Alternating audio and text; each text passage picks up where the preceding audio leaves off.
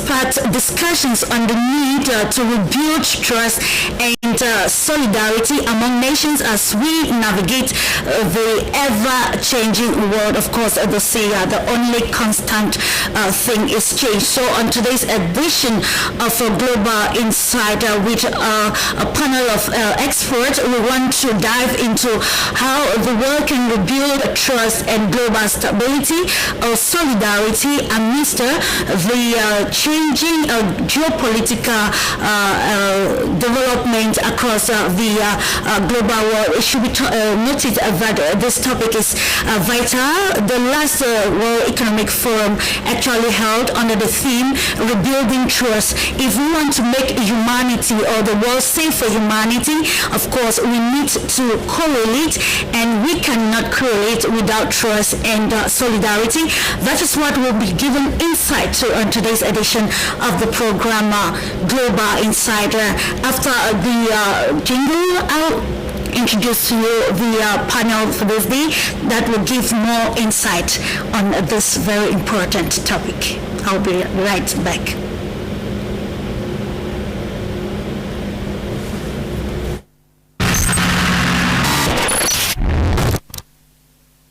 Thank you so much for tuning in. If this Global Insight on the Pan-African Television for You Media, rebuilding trust and global solidarity amidst changing geopolitical changes. How are we going to do this, and what are the focal points or the main actors as far as the world is going to solve the interconnected problems? Let's take you now to Vienna. We're being joined by Patrick POPPEL, who is a geopolitical expert, analyst, and also an expert at the Center for Strategic Studies at the studies in Belgrade. Hello to you, Mr. POPPEL. It's a pleasure having you with us today on Global Insight.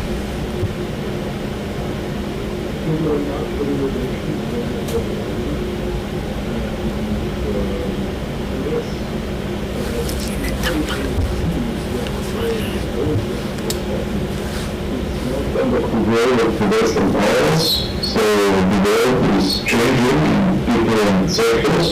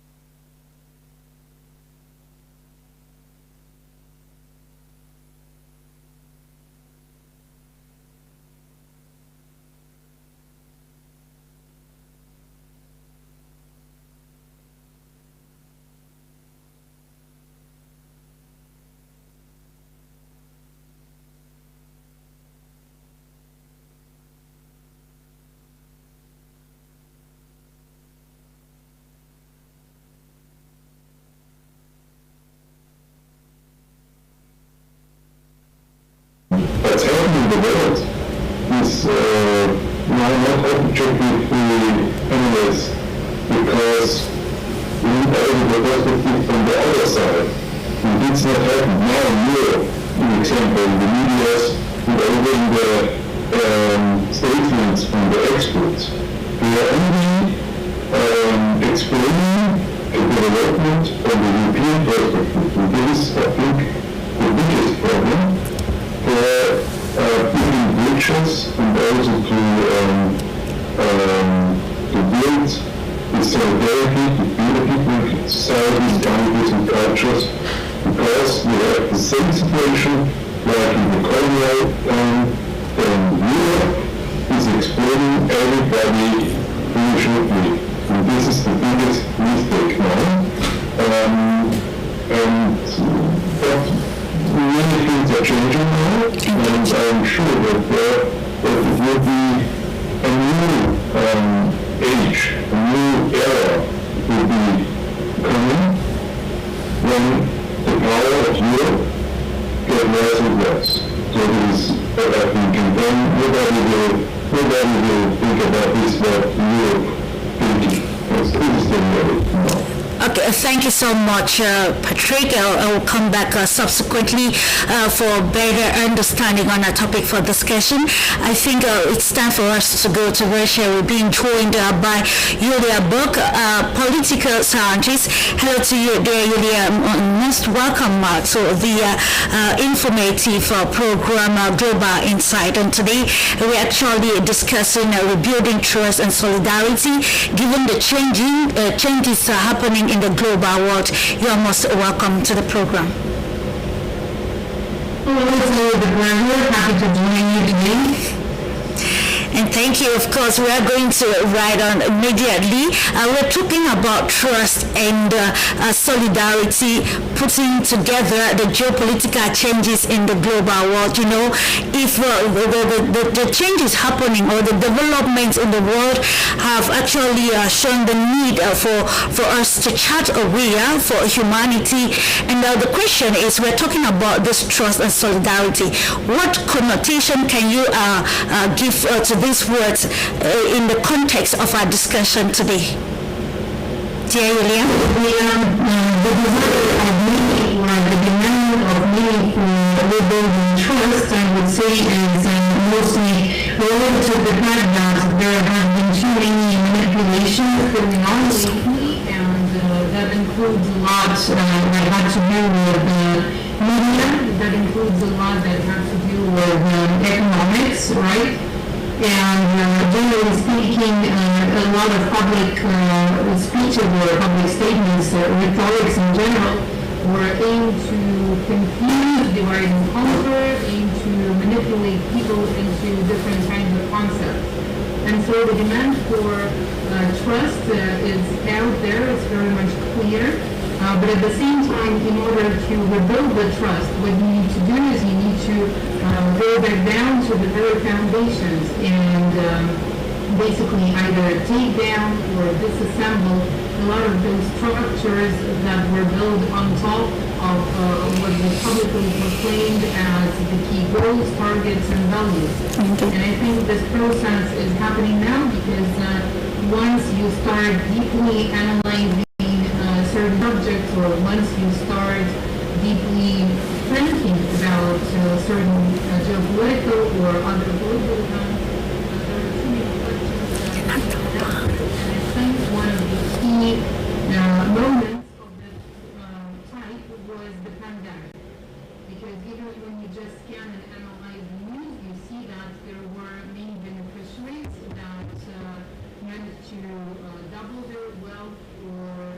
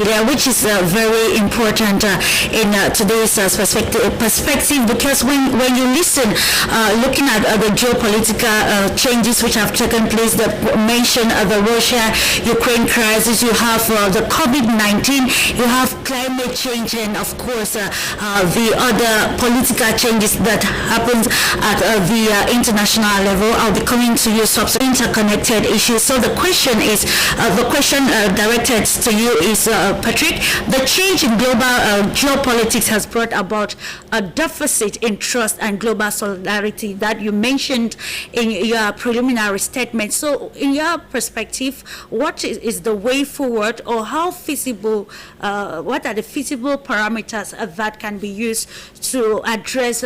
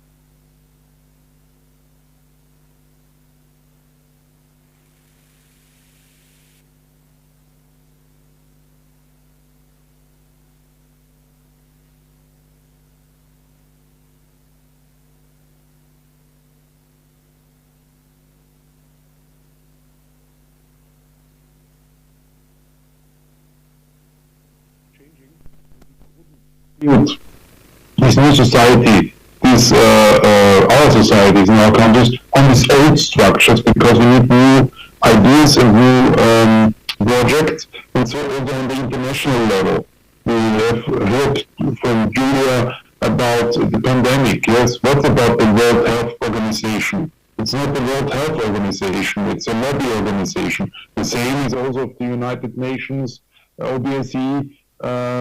When I was in Donbass, I see what the OBSE is working for, peace and for whatever. They're not correct working. So we need new structures on an international level between different countries, and more countries join them. You can see an example, best example is maybe BRICS.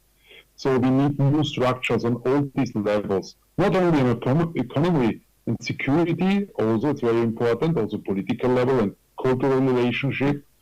We need it also maybe on the level of the healthcare, yes, because the pandemic shows us that it's not correct working, this World Health Organization, yes. We don't need this. We need a new organization or a new project, because it's not correct working for the interest of the people and the societies, and we must be very careful to be not forced by big international organizations. They are very old.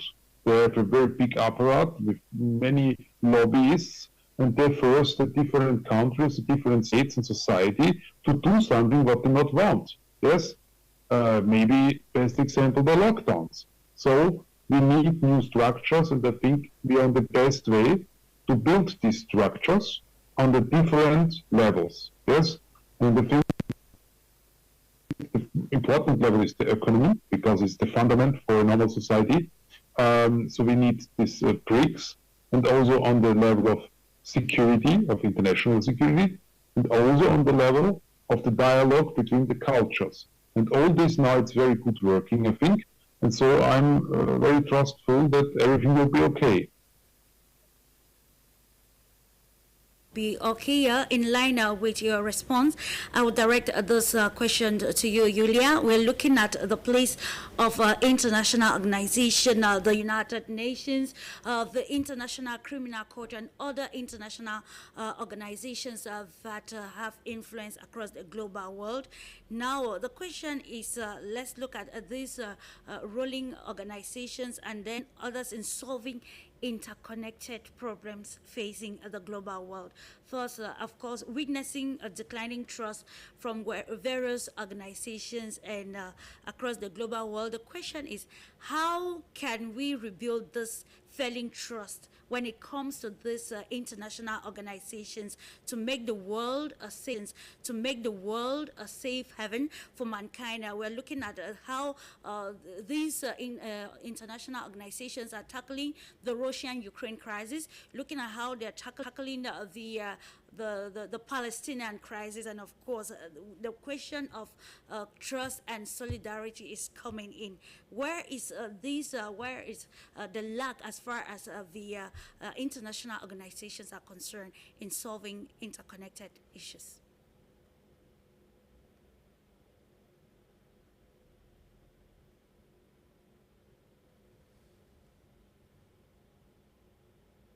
Hello, dear Yulia. Well, I hope you can hear me. Yes, I hope you can hear me well right now.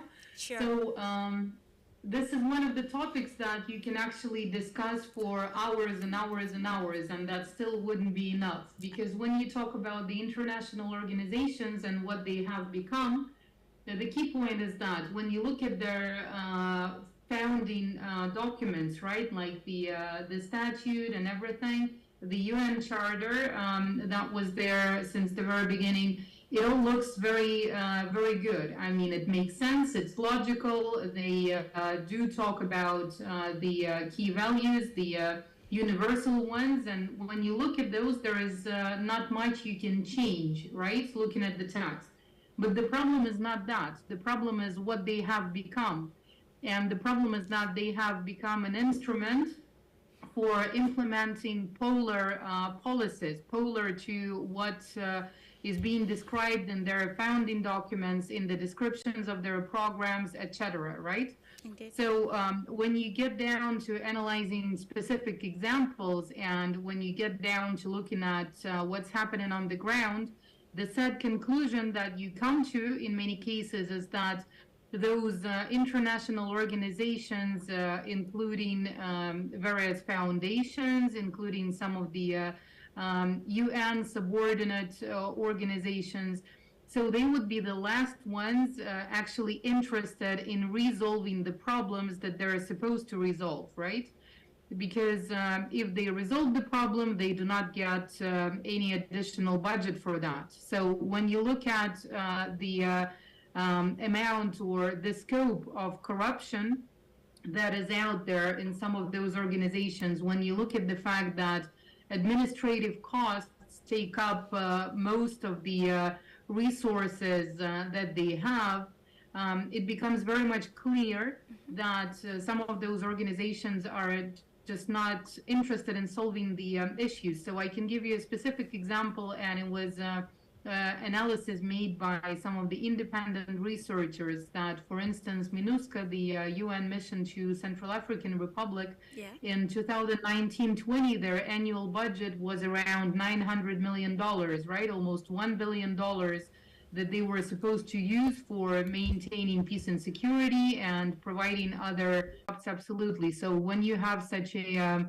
disbalanced model where there is hegemony of a certain group, there is no external control, you cannot talk about any kind of trust. So the problem, one of the biggest problems with those international organizations is that they discredited themselves by their, vile, in many cases, practices and activities. Looking at the position of the United Nations and other international bodies, while talking lately, Dennis Francis, the current president of the 78th session of the United Nations General Assembly, he said that the Russian foreign policy is designed practically to undermine the USA's foreign policy at every given opportunity.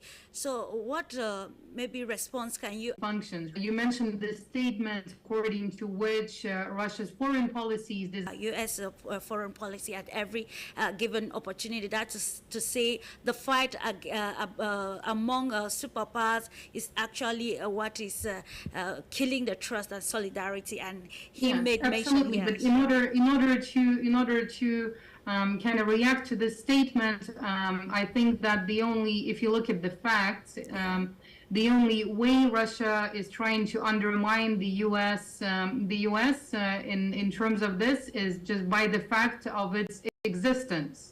Because when you look at the list of Russian organizations working in the United States or actively facts, and in terms of this, it's really easy to organize, but I think it will be very interesting to address this question also to Mr. Patrick Poppel and to ask him about his impressions in terms of this those relationships between the two big powers on the globe.